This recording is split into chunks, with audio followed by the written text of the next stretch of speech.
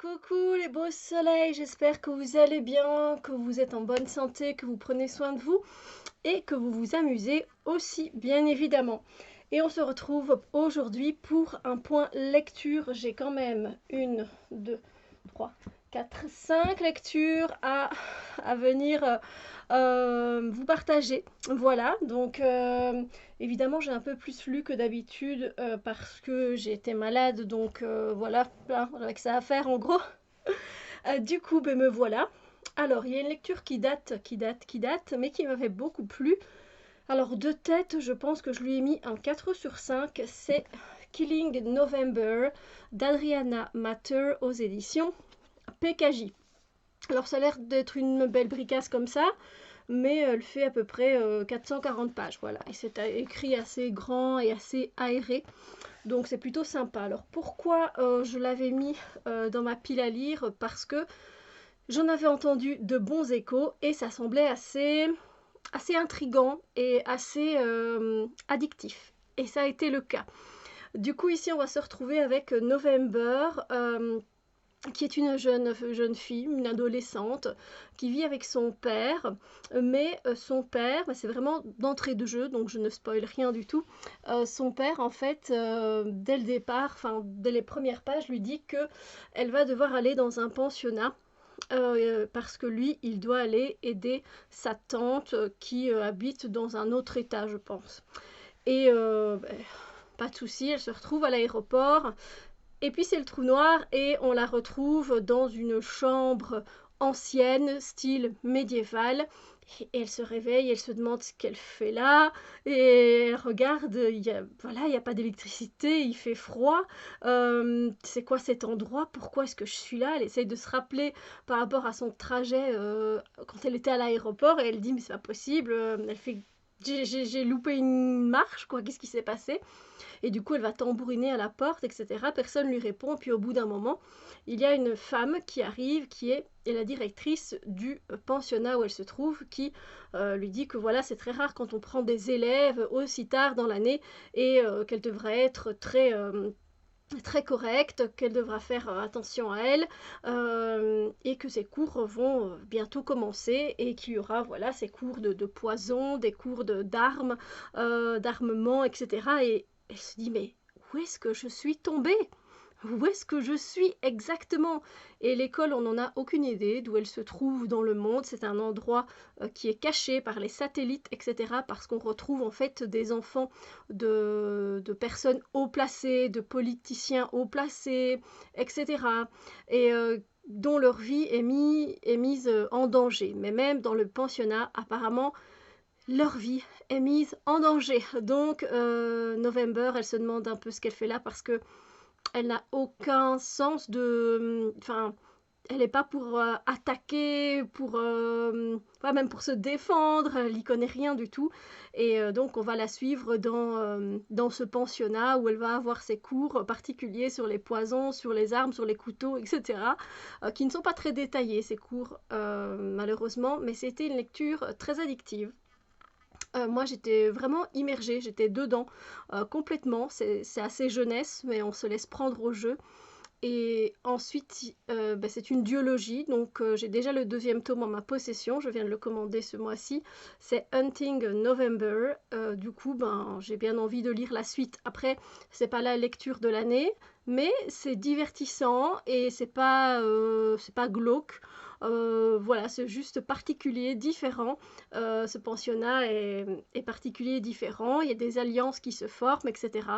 Et donc on en apprend un peu plus sur November évidemment au fil des pages et pourquoi elle se retrouve dans ce pensionnat. Et c'était vraiment sympathique. Ensuite, je suis restée avec la même maison d'édition qui est PKJ, qui est une maison d'édition que j'aime beaucoup.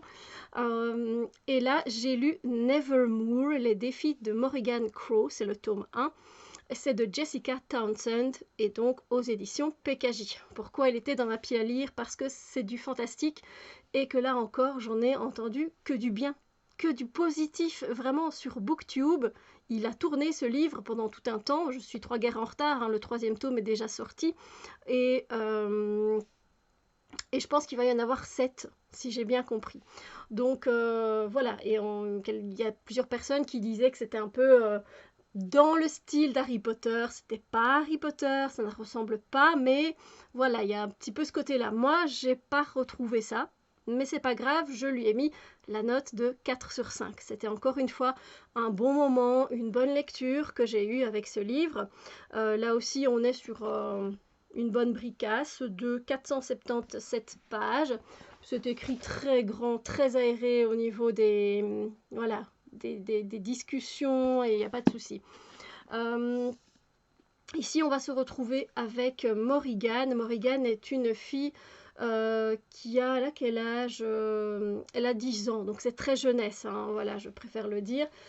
Et du coup, elle est née le jour du Merveillon. Le Merveillon, c'est un genre de réveillon, on va dire, voilà.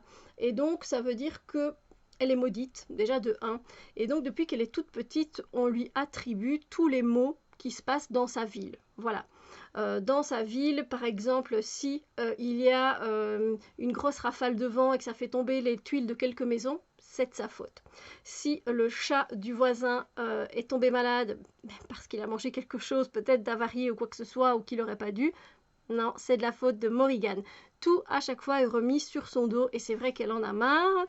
Et la deuxième chose, c'est que comme c'est une enfant dite maudite, elle va mourir le jour de ses 11 ans à minuit. Voilà.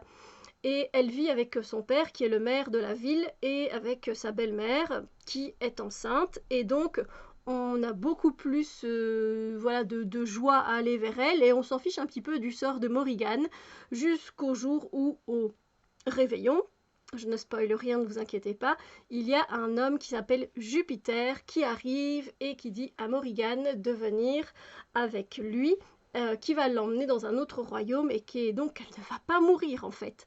Et effectivement, elle va dans un autre royaume et dans ce royaume-là, ben, Morrigan n'est pas morte. Voilà. Maintenant, dans ce royaume-là, il y a des défis qui l'attendent, évidemment, des épreuves à passer. Les épreuves étaient très sympathiques.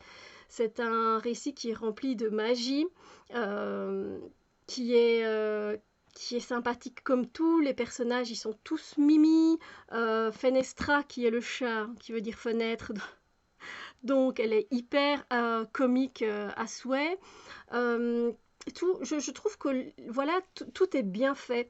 Le royaume qui a été créé, il est génial, il est abouti, il n'y a rien à dire là-dessus, mais je ne lirai pas la suite et je ne sais pas pourquoi. J'essaie toujours de me l'expliquer. Vous savez, des fois je me dis, bon, là c'est voilà, t'es encore sous l'effet de la lecture, donc mais non, je ne sais pas, ça ne me tente pas de lire la suite. Et pourtant, tout, tout, euh, voilà, allez-y, allez-y parce que c'est vraiment bien fait et peut-être que vous aurez envie de lire la suite. Je ne sais pas vous dire pourquoi je n'ai pas envie de lire la suite, mais pourtant c'est, voilà, on sait bien qu'il va y avoir une suite, on se pose des questions. Bon, du coup, qui elle est, d'où elle vient, pourquoi elle est comme ça, qu'est-ce qu'elle va faire.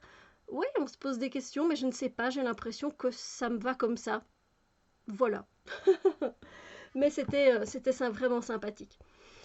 Ensuite, une autre lecture qui était une lecture commune à la base, c'est Une chance sur 1 milliard de Gilles Le Gardinier et c'est aux éditions J'ai lu. Voilà le format poche.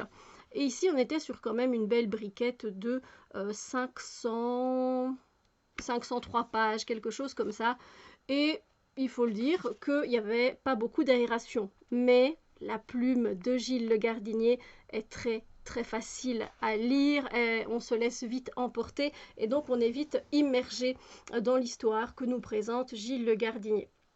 Alors, j'ai bien apprécié ma lecture. Là, encore une fois, c'est un 4 sur 5 pour moi. Donc, vous voyez, j'ai pas de coup de cœur, mais j'ai de bonnes lectures, donc c'est très bien. Alors ici, on va se retrouver avec Adrien. Adrien, donc d'abord peut-être pourquoi je l'ai mis dans ma pile à lire. En fait, il n'était pas dans ma pile à lire, c'était une lecture commune qui avait été proposée. Et voilà, on l'a fait, plus ou moins. Et c'était sympa. Donc Adrien, c'est notre héros, le héros de ce livre. Adrien, je pense qu'il a la trentaine, quelque chose comme ça. Et en fait, tous les ans, il se regroupe avec des amis à lui. Je pense que c'est des amis, peut-être pas du collège, mais voilà, de l'école. Et en fait, ce sont des amis qui sont restés. Et une fois par an, pas le jour du réveillon, mais la semaine après, ils se voient tous dans un lieu génial, dans un cadre génial, et ils parlent tous ensemble, et il n'y a pas de préjugés les uns sur les autres, il n'y a pas de chamaillerie, ils s'entendent tous bien, ils discutent vraiment tranquillement, ils racontent leur vie, ils prennent des nouvelles les uns des autres, et voilà, c'est toujours un chouette moment. Adrien, lui, il est à la tête d'une entreprise qu'il a créée. Il a créé je ne vais pas pouvoir vous expliquer, c'est pas une application, mais c'est quelque chose qui permet de, de catégoriser. Voilà, c'est très mathématique, on va dire, avec beaucoup de pourcentages, etc. Et du coup, il est très à l'aise financièrement. Sa vie, ça se passe plus ou moins bien. Il n'a rien à redire. Le truc, c'est qu'il n'a jamais su passer au-dessus de son histoire d'amour avec, je ne sais pas, Alexandra, je ne sais plus comment elle s'appelle. Voilà, il n'a jamais su passer au-dessus, ça fait, je crois, 1 an, 2 ans que c'est terminé, et il n'arrive toujours pas, il se dit toujours non, c'est la femme de ma vie, j'en suis sûre, et voilà. Et puis à un moment donné, quand ils se rencontrent tous, au début dans le livre, il y a parmi ses amis, il y a un médecin. Et le médecin, il vient vers Adrien et lui dit, écoute Adrien, tu m'as l'air bien pâle, tu as l'air fatigué. Il me dit, oh, c'est peut-être vrai, je sais pas, j'ai pas remarqué, j'ai pas fait attention, mais c'est possible. Il fait, écoute, il fait juste juste en tant qu'ami, il fait, s'il te plaît, viens, il fait à la clinique et il fait, on va te faire des tests, quoi. Voilà, un check-up. Et du coup, Adrien, il dit, bon, si ça peut lui faire plaisir, voilà, ok, je viendrai, je passerai. Adrien va faire son check-up et on apprend qu'il a une maladie très très rare, une maladie qui est, on ne sait pas si on sait la guérir. Cette maladie, en fait, les médecins n'ont pas assez d'outils. C'est la maladie d'Emerson, je pense. Et du coup, le médecin lui annonce qu'il lui reste genre 1 an à vivre, quelque chose comme ça. Et du coup, ben là, on va voir le personnage qui va changer et on va se retrouver voilà, avec des situations un peu rocambolesques. On va se retrouver avec une personnalité qui va changer finalement et qui va comprendre que chaque jour est le dernier de ta vie et qu'il faut en profiter à fond. Ce n'était pas triste du tout. Je préfère quand même le signaler parce que quand on parle d'une maladie, ça peut paraître très triste. Il en avait fait un qui m'avait, qui à l'époque m'avait attristé. C'était Et soudain tout change. C'était avec une petite c'était une adolescente aussi, donc c'est vrai que ça m'avait plus touchée. Depuis, je n'avais plus lu du Gilles Le Gardinier. Mais je suis contente de m'être replongée dans ces livres parce que c'est très agréable, c'est marrant, c'est cocasse, c'est des situations qui sont vraiment comiques. J'ai rigolé et j'ai souri plus d'une fois. Donc je vous conseille ce livre. C'est pas un tire-larme, voilà, donc comme ça vous le savez. Vous pouvez y aller. Vous pouvez y aller. Il était vraiment sympa. Après, Adrien a un humour à couper au couteau, hein, mais moi j'adore. Ensuite, je viens vous présenter Les Outrepasseurs, c'est le tome 3, c'est le Libérateur de Cindy Van Wilder aux éditions Le Livre de Poche. Alors, il y a 4 tomes à cette série, mais j'ai pas envie de lire le 4 parce que l'histoire, elle se termine bien comme elle se termine là. Voilà, et je pense que c'est la fin de l'histoire. Le 4e tome, il est plus centré sur des personnages que l'on rencontre en fait dans le tome 2, voilà, à la fin, dans la moitié du tome 2, on commence à les rencontrer et du coup on est plus axé sur leur histoire à eux dans le tome 4. Et je vous avoue que moi, comme l'histoire se terminait ici, ça me donne pas envie de lire plus sur ces personnages là, donc je m'arrête là et je me dis que c'est très bien comme ça. C'était un livre assez court finalement par rapport au premier, il me semble. Il fait 345 pages. C'est écrit, il y a quand même de quoi lire. Voilà, je ne vais pas vous dire que c'est aéré tout le temps, mais il y a de la conversation, il y a quelques descriptions, etc.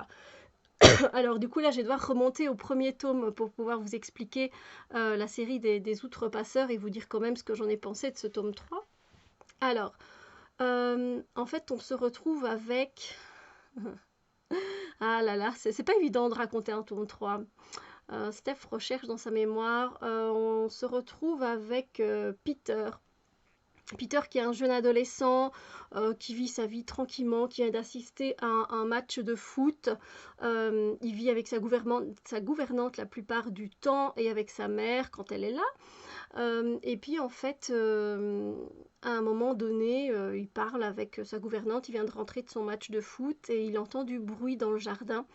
Et du coup, il va dans le jardin, il se retrouve encerclé par une meute de loups qui l'attaquent. Et à ce moment-là, intervient un renard qui vient pour l'aider, voilà, à se débattre avec ces loups. Et le temps que la bagarre se termine et que les loups soient mis en fuite, on se retrouve devant la mère de Peter, qui était donc ce fameux renard. Donc il se pose énormément de questions, mais maman, mais qui es-tu? Et il n'a pas vraiment le temps d'avoir ses réponses parce qu'il est emmené directement devant Monseigneur, je pense qu'il l'appelle comme ça, je ne sais plus, qui est un homme très influent. Et en fait, on va lui raconter son histoire, d'où il vient. Voilà, d'où il vient. Et on se retrouve dans une malédiction. Voilà, il y a une malédiction qui a été lancée. Et en fait, de cette malédiction, c'est aussi, dans le 3e tome, je l'ai compris, que c'était une revisite d'un conte qui est très connu. Je ne vais pas vous dire c'est lequel parce que je vais vous laisser découvrir à votre tour parce que moi, je ne l'ai pas vu venir. Et je me suis dit que c'était quand même bien foutu. Voilà, je trouve que l'histoire se termine bien, que c'est ce que j'avais envie qu'il se passe finalement dans ce tome 3. On reste avec de l'action, on a nos réponses. Et non, c'était très bien. Et sachez que vous êtes vraiment dans un monde de faillerie. Les faées. Les faées, il n'y a pas que des bonnes faées. Sachez-le. Les faées, elles pouvaient aussi tomber dans l'excès des désirs, etc. Et ça pouvait donner des accès de violence aussi. Voilà, c'est pas des petites fées clochettes. Voilà. Donc, mais c'était une très belle histoire. Moi, j'ai vraiment bien aimé. Il y a aussi des transformations comme vous avez pu constater voilà, en animal et c'est pas mal du tout, ça donnait beaucoup de charme à l'histoire, je l'ai vraiment beaucoup apprécié. Je ne sais pas si je vais garder les livres malgré que les 2 premiers ont été, je pense que le premier a été un coup de cœur, le deuxième je ne sais plus. Mais ça a été de très bonnes lectures. Je lui mets la note de 4 sur 5. Je suis très contente d'avoir lu ce tome-là. Et la façon dont ça se termine, pour moi, ça se suffit. Le 4e tome n'était pas spécialement, je pense, nécessaire. Après, si ça tombe, je me trompe. Et si ça tombe, il y a des informations qui sont très utiles dans le 4. Mais voilà, moi, je le ressens de cette façon-là. Donc, je ne lirai pas le 4. Je mets la batterie. Voilà. Comme ça, on est sûr de pouvoir encore communiquer tous ensemble. Voilà, donc du coup, il en reste un, et là, c'est un abandon que je vais vous présenter. Je pensais sérieusement pas que ça allait être un abandon parce que j'ai eu un coup de cœur pour le premier tome. Le deuxième, je l'ai bien apprécié. Et il y a 7 tomes. Donc je préfère arrêter maintenant que de me forcer.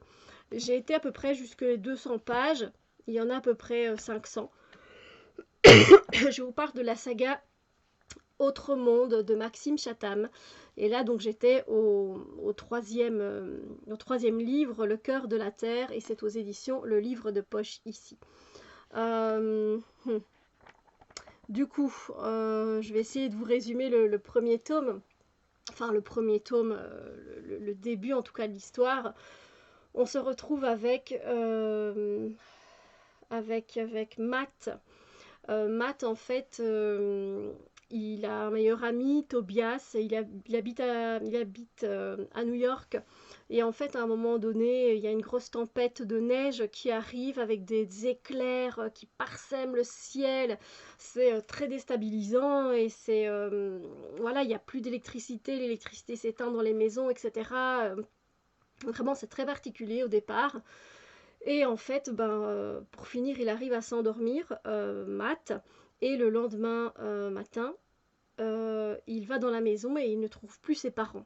Il va sur le palier, mais il n'y a personne. Il n'y a personne dans l'immeuble où il habite. Du coup, il va jusque dehors et il voit que la neige a pris de l'ampleur et qu'elle monte assez haut. Et il voit par sa fenêtre qu'il y a encore des éclairs qui sont parsemés, comme ça, par-ci, par-là. Et du coup, il se dit, la chose que je vais faire, c'est que, voilà, il s'habille en conséquence, il prend un sac à dos et il va voir si son ami Tobias est toujours en vie. Son ami Tobias est toujours en vie et ils se demandent tous les deux ce qui se passe. Hein.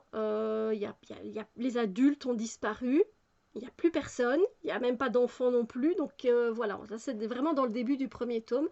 Et donc ils vont partir tous les deux parce qu'ils n'ont pas le choix, ils vont pas rester là, il n'y a plus d'électricité, il faut bien qu'ils bougent et ils vont essayer de trouver s'il y a encore des personnes en vie quelque part, tout simplement. Et là commence donc leur quête, leur aventure. Et au fil du premier tome, ils vont rencontrer également Ambre, qui est une jeune fille, et ils vont former l'Alliance des Trois. C'est le titre du premier tome. Alors le truc qui s'est passé, en fait, c'est que c'est une quête. Mais c'est une quête où on va d'un point A à un point B, puis d'un point B à un point C, puis d'un point C à un point B, oui, puis d'un point C à un point D finalement. Donc on n'arrête pas de bouger, mais le truc qu'il y a, c'est qu'on va retrouver des clans, si je peux dire ça comme ça, d'adultes. Et en fait, c'est un peu toujours la même chose, c'est mener la guerre aux adultes, enfin se défendre des adultes qui ont été transformés. Je ne veux pas trop spoiler, c'est pas évident, mais j'adore ce trio, il est super sympa ce trio. Matt il est chouette, Ambre aussi, Tobias aussi, j'adore. On rencontre des personnages, des groupes d'enfants qui ont dû s'organiser pour survivre après cette tempête. Mais le problème, c'est que c'est très répétitif. Si vous voulez, ils se retrouvent à chaque fois dans un point de rassemblement qu'ils trouvent, et puis ils continuent la quête. Ils vont dans un autre point de rassemblement ou dans une ville, puis ils continuent leur quête. Et moi, ça m'ennuie. Ça m'ennuie, voilà. Et j'ai beau me demander, tiens, c'est qui ça? Pourquoi il a fait ça? Ça ne me taraude pas plus que ça. Voilà. Donc même si j'ai pas les réponses, après tout, j'ai lu que 2 livres et demi. Donc voilà, c'est pas ça qui va me déranger. Donc voilà, pourtant c'est bien parti. Je sais que c'est une saga qui est très connue et très appréciée de Maxime Chatham. D'ailleurs, je pense que c'est la seule fantastique qui existe. Les autres sont plus sur des thrillers. C'est pour ça que je n'irai pas de moi-même vers cet auteur maintenant. Mais voilà, j'avais bon espoir, mais que voulez-vous, c'est la vie. C'est pas grave. Voilà, c'est mon premier abandon de l'année. Et pour l'instant, je pense que je n'ai pas encore eu de coup de cœur non plus. J'ai eu de très bonnes lectures, mais pas de coup de cœur, mais un abandon. Donc voilà. Eh bien écoutez, j'espère que ce point lecture vous a donné des idées, peut-être des envies de lecture pour vous envoyer, vous immerger dans des mondes inconnus jusqu'ici. Sincèrement, ils ont tous leurs particularités. Ce autre monde, c'est vraiment pas mal du tout. Hein. Je vous invite, peut-être que vous aurez cette envie de continuer dans les autres tomes, cette envie que je n'ai plus. Peut-être aurez-vous envie d'aller voir ce qu'il se passe avec ce conte revisité et du coup avec ces failles et ces villageois au départ. Et puis peut-être que vous aurez envie peut-être de passer sur un contemporain qui fait vachement sourire et qui fait rire et qui nous montre à quel point la vie est courte finalement. Ou alors peut-être aurez-vous envie de vous retrouver dans le royaume de Nevermore avec des épreuves bien sympathiques et des personnages hauts en couleur, ou encore vous retrouver avec November dans un pensionnat où vous allez apprendre des cours d'armes, d'attaque, de défense. Voilà, donc j'espère que ce point lecture vous a plu. Si c'est le cas, n'hésitez pas à mettre un pouce en l'air, ça fait toujours plaisir. N'oubliez pas que je viens de sortir moi-même mon petit livre, mon petit cahier d'exercices qui est le deuxième que j'ai déjà sorti, donc Challenge avec tarot et oracle au royaume des animaux par les éditions Core Magic, et vous pouvez le retrouver sur amazon.fr. Voilà, je vous remercie en tout cas de votre soutien, je vous remercie tout court et je vous dis à très bientôt pour d'autres vidéos. Bisous lumière.